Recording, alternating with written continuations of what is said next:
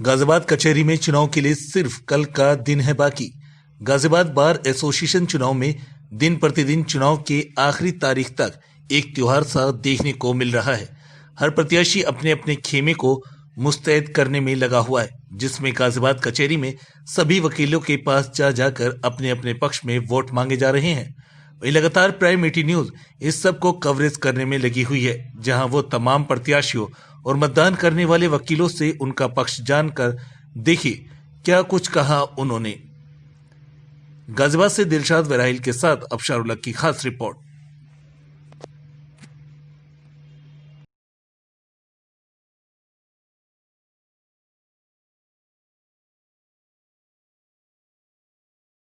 प्रत्याशियों का हम कई बार पूछ चुके हैं, उनसे बात भी कर चुके हैं। हर प्रत्याशी ने अपनी दावेदारी दिखाई है, लेकिन अब पूछते हैं उन लोगों से जो अपना मत दे रहे हैं, वो उनकी क्या क्या डिमांड है और किस तरह से वो अपना मत देंगे और किस तरह से प्रत्याशी वो चुनेंगे। जी देखिए, पिछले 13 वर्षों से मैं गाजियाबाद यहाँ न्यायालय में प्रैक्टिस कर रहा हूँ। तो अभी तक देखा है, आप लोग भी जैसे आए होंगे, तो ना तो हमारे यहाँ पर कोई साफ़ सफाई की कोई व्यवस्था है और ना ही कोई पानी पीने की कोई व्यवस्था है सुचारू रूप से। तो उम्मीद करते हैं कि इस बार के जो भी अध्यक्ष और सेक्रेटरी हमारे भाइयों, सब भाई लोग हैं, सब यहाँ अपने परिवार है सब, तो जो भी चुन के आएंगे देखते हैं कि वो क्या व्यवस्था करते हैं इसके बारे में। कभी देखा है कि यहाँ महिला ज़्यादा है, महिला अधिवक्ता भी हैं, लेकिन उनके लिए कोई अलग से स्पेशलिटी नहीं है। नहीं, बिल्कुल दुरुस्त, ये बात आपकी बिल्कुल सही है कि यहाँ पे महिलाओं के लिए अलग से कोई टॉयलेट या ऐसा कुछ नहीं है, केवल एक बार रूम में है और यहाँ से वहाँ का फासला 100 मीटर का है। तो अधिवक्ता जो भी हमारी बहनें हैं उनको यहाँ से उधर जाना पड़ता है। इस बिल्डिंग में कोई ऐसी कोई व्यवस्था नहीं है महिलाओं के लिए अलग से।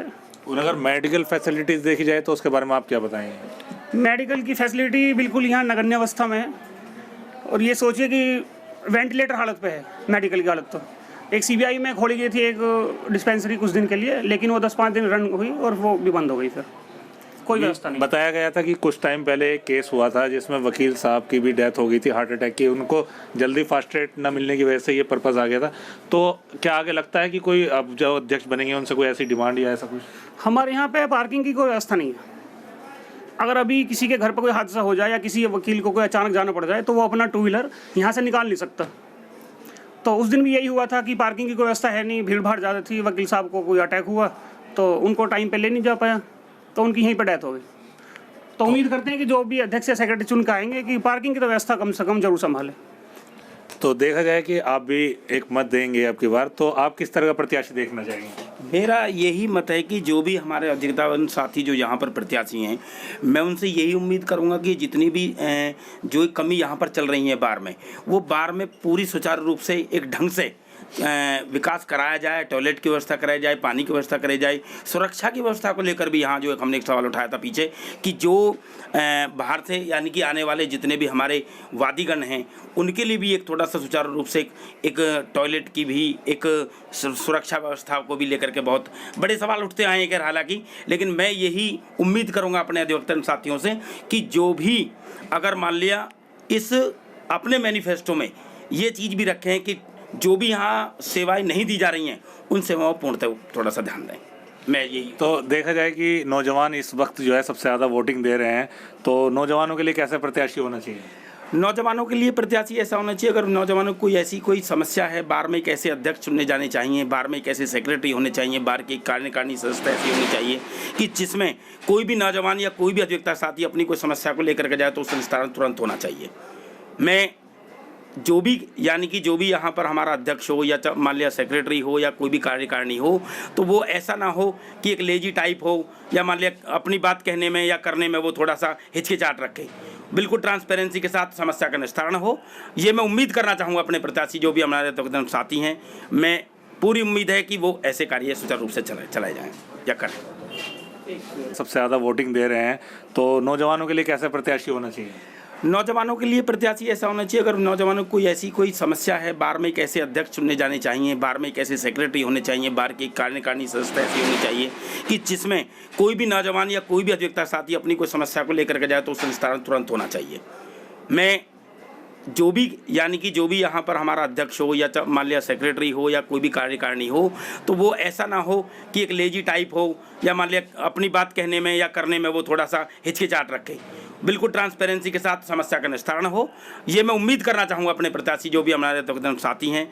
मैं पूरी उम्मीद है कि वो ऐसे कार्य सुचारू रूप से चलाए जाएँ या करें। वहीं देखा जाए तो अब जो प्रत्याशी हैं उनको किस तरह का काम करना चाहिए आगे चल रहे?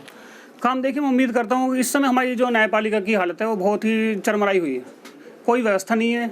जो जुडिशरी हैं, मजिस्ट्रेट हैं, ना कोई टाइम उठने का है ना कोई टाइम बैठने का है, सब अपनी मर्जी से आते हैं। तो मैं चाहता हूँ कि जो भी अध्यक्ष सेक्रेटरी हमारे चुनकाएँ वो न्यायपालिका पर अंकुश जरूर लगाएं। जो उनकी मनमानी जो है और जो हमारे नए अधिवक्ता साथी हैं उनको कोई कोऑपरेट नहीं हो रहा इस समय जुडिशरी की तरफ से। तो वहाँ पे भी है कि सामंजस्य बिठाएं बार और बेंच आपस में, कि वो काम भी हो सुचारू रूप से हो, साफ़ सफाई की व्यवस्था हो, और हमारी बार में पार्किंग के लिए और फर्स्ट एड के लिए और थोड़ा पानी और टॉयलेट वगैरह की व्यवस्था देखें। 5 नवंबर गाज़ियाबाद बार एसोसिएशन चुनाव का आज वो 5 दिन समझिए, क्योंकि अभी चुनाव जो है 7 तारीख को है, लेकिन तैयारी जोरों शोरों पर है।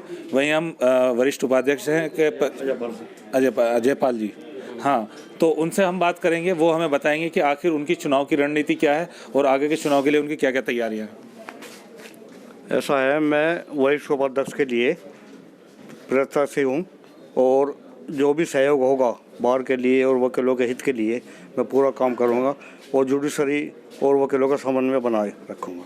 तो इसमें जो आपकी रणनीति है, आप अपील कैसे कर रहे हैं अपने चुनाव वोटिंग के लिए? हाँ, अपील हम ऐसा कर रहे हैं कि हमें काफ़ी उम्मीद है कि हम वोटर्स हमें वोट देंगे, क्योंकि हमारा जो किसी से विरोध नहीं है, नेगेटिव वोट नहीं है हमारी।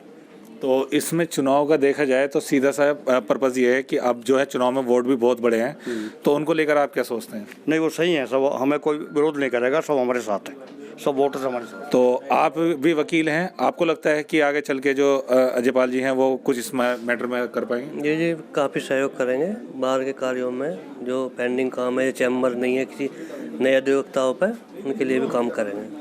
तो जिस तरह से देखा जाता है कि वकीलों की काफ़ी समस्याएं हैं सफाई को लेकर, इन चीज़ों को लेकर, आगे चल के उन पे ये खरे उतर पाएंगे? नहीं, बिल्कुल पूरा सहयोग करेंगे। काफ़ी सम्मान है, बुजुर्ग हैं, सीनियर अधिवक्ता हैं, कचहरी से परिचित है काफ़ी, तो इन समस्याओं को उठाएंगे।